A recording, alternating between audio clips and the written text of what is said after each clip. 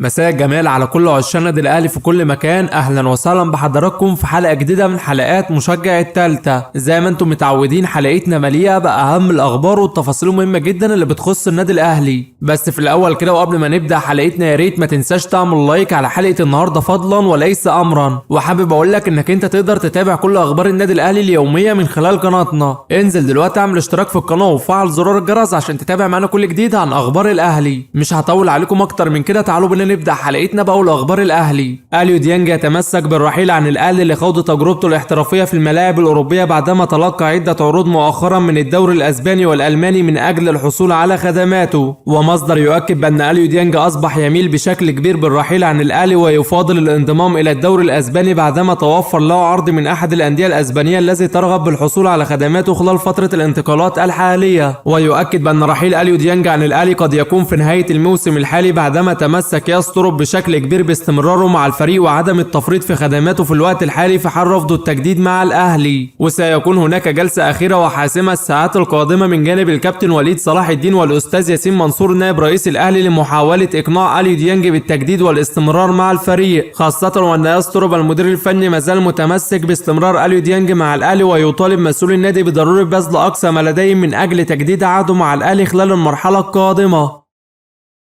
وكيل عودة الفخور المهاجم الأردني الشاب يؤكد بأن الأهلي تواصل معهم من أجل الحصول على خدمات موكله خلال فترة الانتقالات الحالية. وأكد أيضا بأن الأهلي تواصل مع إدارة نادي الحسين الأردني الذي يلعب فيه عودة الفخور من أجل الحصول على خدماته، وأن الباب مازال مفتوح أمام انضمام موكله للأهلي في حال تم الوصول لاتفاق مع إدارة نادي الحسين الأردني بشأن الأمور المالية والتعاقدية من أجل الحصول على خدماته في الوقت الحالي، خاصة وأن موكله لديه رغبة قوية باللعب والانضمام للأهلي ويأمل بأن تتم المفاوضات مع إدارة ناديه وأن يكون هناك نوع من أنواع المرونة حتى تتم الصفقة. مصدر يؤكد بأن الأهلي أنهى كل اتفاقياته مع إدارة نادي بتروجيت من أجل الحصول على خدمات مدافع وائد رياض خلال فترة الانتقالات الحالية. ويؤكد بأن الاتفاق النهائي بين إدارة الناديين ينص على سداد الأهلي مبلغ يقدر بقيمة 35 مليون جنيه بالإضافة إلى إعارة لاعب لصالح نادي بتروجيت من أجل إتمام الصفقة. ويؤكد أيضا بأنه في حال عدم خروج لاعب من الأهلي على سبيل الإعارة النادي بتروجيت يضاف 5 مليون جنيه آخرين على ال 35 مليون جنيه لتصل قيمة صفقة هادي رياض ل 40 مليون جنيه حتى تتم لصالح الأهلي.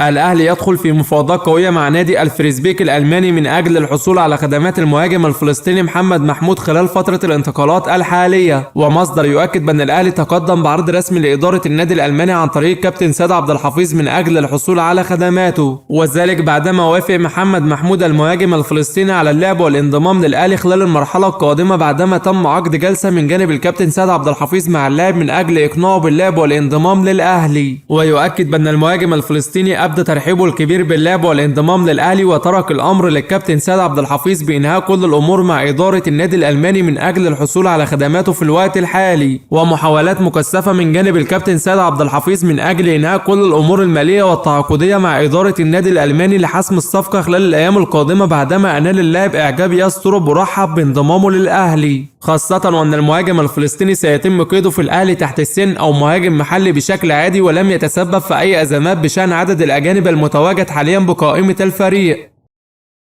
الأهلي يخطر وكيل جراديشار بالموافقة على إعارة اللاعب إلى نادي أويوبيتش المجري حتى نهاية الموسم الحالي. ومصدر يؤكد بأن الأهلي رحب بوضع بند في عقد اللاعب يسمح بشراء اللاعب نهائيا عقب نهاية إعارته مع النادي المجري. ويؤكد بأن الأهلي سيحصل على ما يقارب 1,500,000 يورو في حال قام النادي المجري بتفعيل بند شراء عقد جراديشار نهائيا من الأهلي. تأمل كبير من جانب إدارة الأهلي بأن تتم مفاوضات النادي المجري بالحصول على خدمات جراديشار خلال فترة الانتقالات الحالية لرغبة الأهلي بتسويق اللاعب في الوقت الحالي حتى يتيح مكان بقائمة الأجانب بالفريق، وذلك حتى يقتدر الأهلي على ضم مهاجم أجنبي آخر من أجل تلبي رغبة يسترب.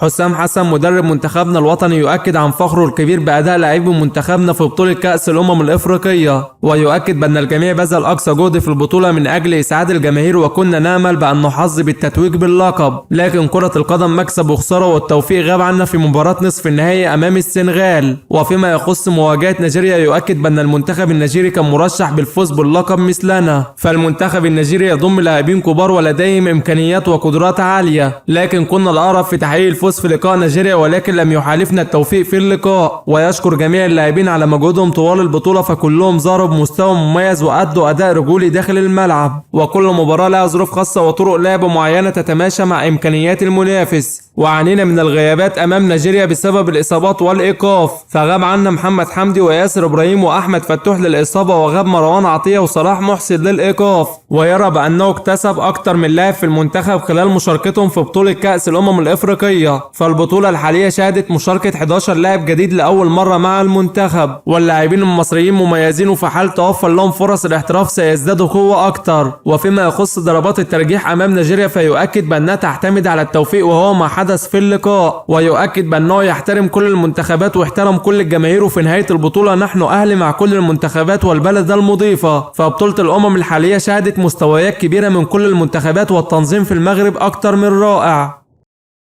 وائل جمعة نجم الأهلي والمنتخب السابق ينتقد بشدة الكابتن حسام حسن بسبب تصريحاته الأخيرة عن امتلاكه عدد قليل من اللاعبين المحترفين وبقية المنتخب بالكامل يلعبون في الدوري المحلي، ويؤكد بأن المنتخب حقق سابقا 3 بطولات أفريقيا باللاعبين المحليين. وفيما يخص مواجهة نيجيريا فيؤكد بأن الأداء كان جيد وكان إلى حد ما كويس بنسبة 95% من التشكيلة المكونة من اللاعبين المحليين، وهو يرى بأن اللاعبين المحليين تفوق اللاعبين المحترفين، وكان أفضل لاعب في البطولة هو ياسر إبراهيم وهو لاعب محلي يلعب في النادي الأهلي، ومن لا يرغب في اللعب للمنتخب وتقديم 150% من مستواه فليبقى خارج صفوفه، ومن لا يقدم التضحية والطاقة والجهد في الملعب فلا نريد أن نراه في المنتخب، فكرة القدم لا تحترف إلا بالأسماء الكبيرة.